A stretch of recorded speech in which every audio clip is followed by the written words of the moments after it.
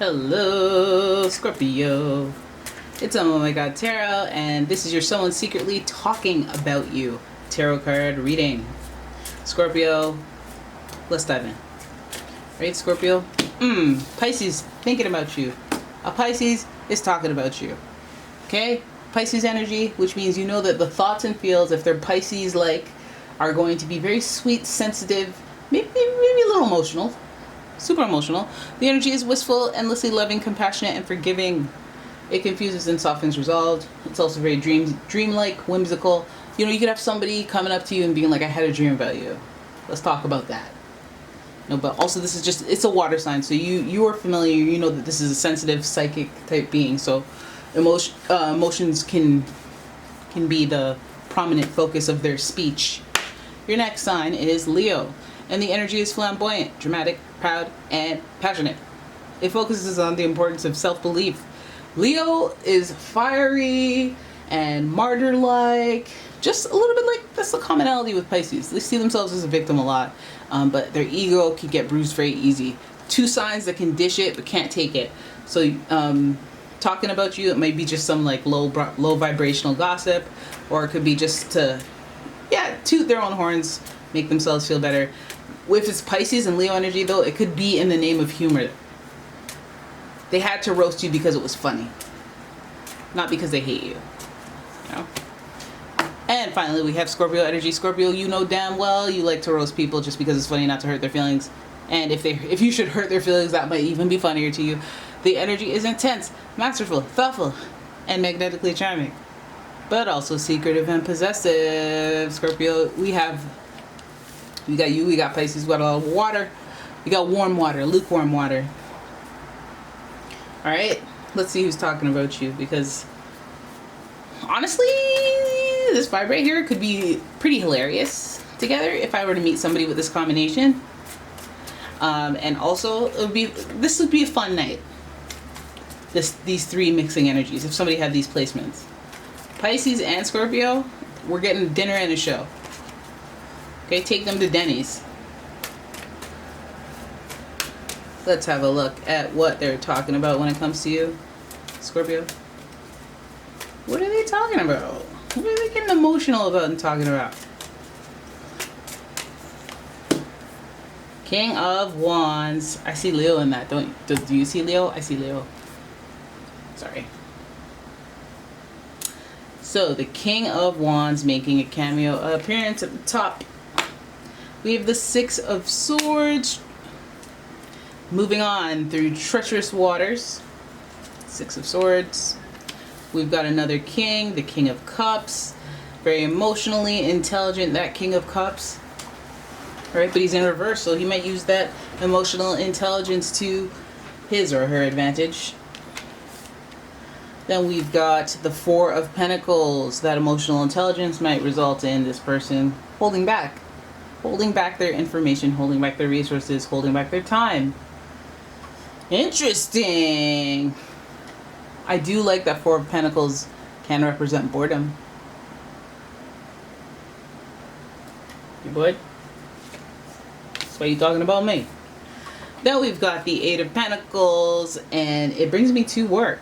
It brings me to work. Is it co-workers? You know, could be, or it could represent somebody or someone's being hyper focused on you. Hyper focused on you. But let's have a look at the reading as a whole.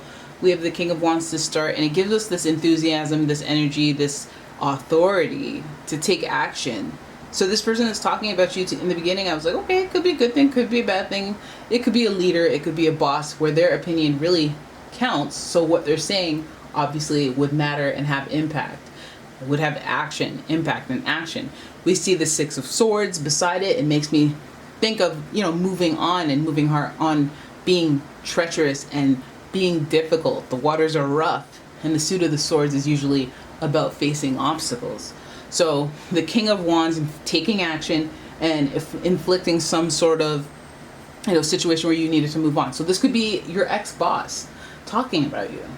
It could be somebody who set you to have to move on. It could be an ex-partner. It could be a father who kicked you out. You had to move on. You had to move out when you weren't ready. It could be any of that energy. There's a lot of sensitivity around it, so you could tell that the emotion, even if it is hot and fiery, there's passion behind it. Okay, so this is like, I did that so that you would learn a lesson, or see the King of Wands wearing this red shirt, and then this person's on their mission. They're moving through the water. They're moving on. They're moving out. They're moving, through their emotions. The water represents emotions, and then this person is with that fabric of red, just like that King of Wands. So it's like, I'm taking the lesson with me, or I'm taking the effects of the impact of this person's actions with me. And it could even represent this person having authority. And you see the line there, right? So it could be the Leo. It could be this person's actions has had me moving through treacherous water in my life. So that could even be a bad interaction with them. This could be an ex. Ever since I've had a smart mouth towards people who look like you, people who are, I've had a jaded and cynical attitude about life after you. It's been really difficult. All right, we have the King of Cups. There's emotional manipulation there.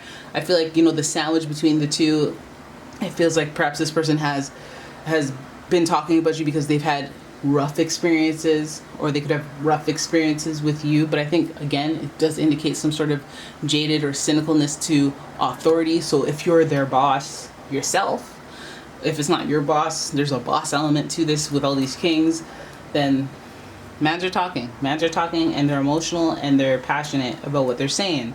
And there is difficulty in here. There is difficulty in the impact of what they're saying, what they're doing. Okay, I think that on some level, even though they're doing a lot of talking about you, I think they're keeping hush-hush about what they're saying, or keeping hush-hush about who they're saying it to. Like, if it's two people that are hating on you, if they're not hating on it, they're not letting everybody know, or because maybe you're well liked, maybe a lot of people like you and they'll tell you, or it'll trickle to you somehow, so they keep it tight-lipped about their opinions, their thoughts, or feelings. But I feel like they might be passive aggressive, they might be subtle. We see the Eight of Pentacles. This represents hard work, singular focus, and I was like, okay, then that means they're honing on you, they're focused on you. And it's like, why are you hyper focused on me?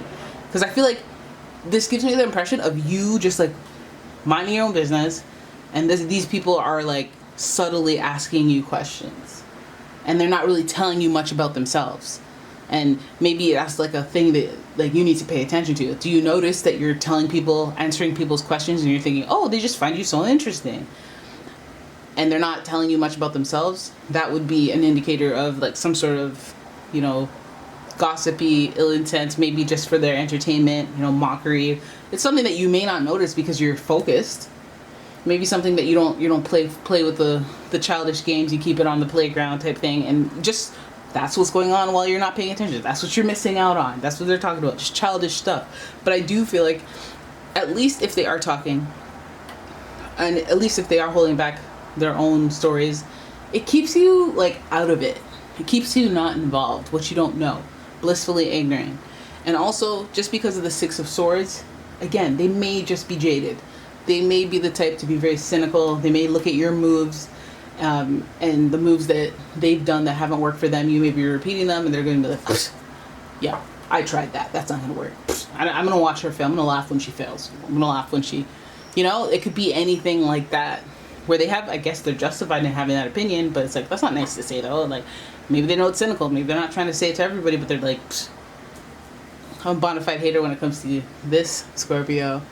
And yeah, that's what they're saying. They're just cynical. This seems like the energy started with them rather than an event that transpired with you. It's just, and then also I think it really is, it's looking like boredom. It's looking like this is just for entertainment and satisfying my ego, making a good wisecrack, making a joke at your expense because I'm clever like that. It's all very juvenile, but you won't even notice if you're just nose to the grindstone or whatever. Eight of Pentacles.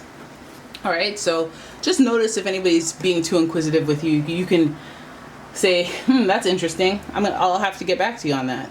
You can just deflect, pivot, get yourself out of these conversations if people, or you could just tell them bogus stories and then laugh. You'd be like, yeah, no, that was after my first charge. Yep, my first murder charge. Yep. Can you believe they beat the system because the expiry date for the food that I put the poison in was expired, so they didn't know if it was expired ravioli or it was the cyanide that I put in it. Like you can't really tell, right? Expired. Anyways, there it is. That's your reading, Scorpio. I hope you guys enjoyed it. If you did, please give the video a thumbs up and subscribe to my channel. Leave a comment, share the video, and if you'd like your own personal reading, check out the description. There's a link to my website as well as a link to my Etsy shop. And yeah, I will see you guys in the next one. Bye.